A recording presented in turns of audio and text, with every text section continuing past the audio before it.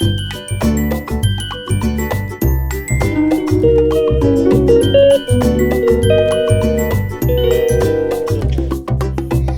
আমি বানাবো কাতলা মাছের কষা। তো মাছগুলো প্রথমে ধুয়ে নিয়েছি। এখন দিয়ে দিব একটু নুন, তারপরে দিয়ে দিব একটু হলুদ গুঁড়ো,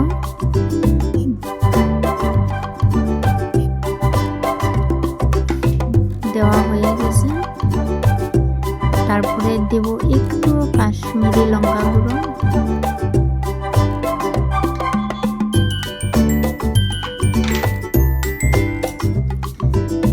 এখন মাছগুলো ভালো করে মেখে নেব। তার মধ্যে একটু দিয়ে দিছি সর্ষের তেল।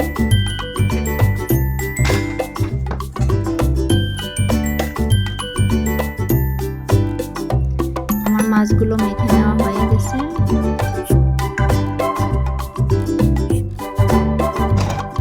এখন যে কষাটা মশলা দিয়ে বানাবো সেই মশলাটা আমি রেডি করব। এখন প্রথমে নিয়েছি দুটো পেঁয়াজ টুকরো করে, তারপরে জিরে, তারপর রসুন, তারপর আদা, তারপর গোটা ধনে,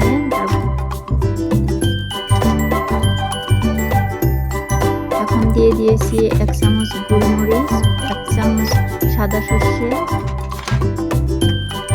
এখানে দিয়ে দিলাম কাঁচা লঙ্কা আর 3টা শুকনো মরিচ। এখন দিয়ে দিছি হলুদ গুঁড়ো আর অল্প সর্ষের তেল দিয়ে দিয়েছি। একটু নাড়াচাড়া করে এটা এখন পেস্ট করে নিব।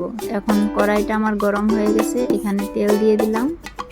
এখন মাছগুলো আমি একে একে ভেজে নিব।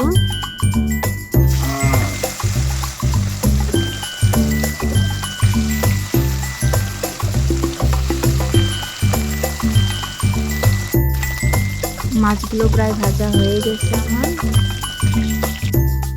এখন নামিয়ে নিয়েছি।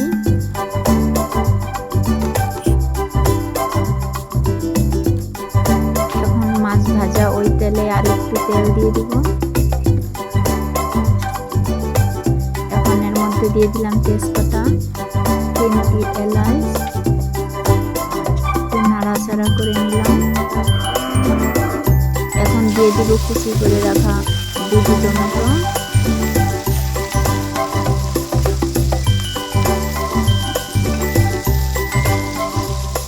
এখন দিয়ে দিব ধনে পাতা কুচি,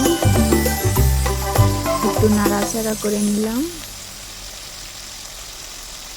এখন দিয়ে দিব স্বাদ মতন লবণ,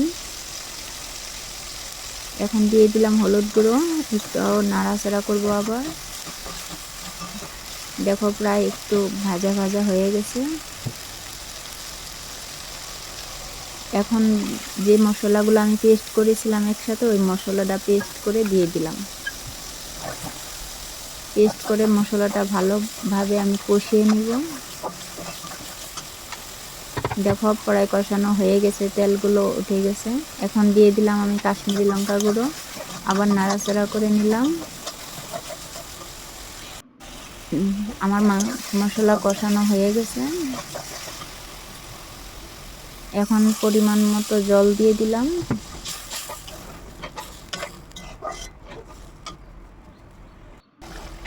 দেখো জল ফুটে গেছে, এখন প্রায় হয়েই গেছে।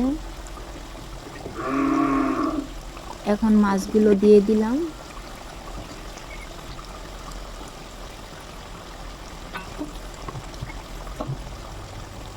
একটু নাড়াচাড়া করে একটু জাল করে তারপরে নামিয়ে নেব। দেখো হয়ে গেছে এখন আমার তরকারি, এখন নামিয়ে নেব। এভাবে সবাই বানিয়ে খেয়ে দেখো, অনেক টেস্টি হয়।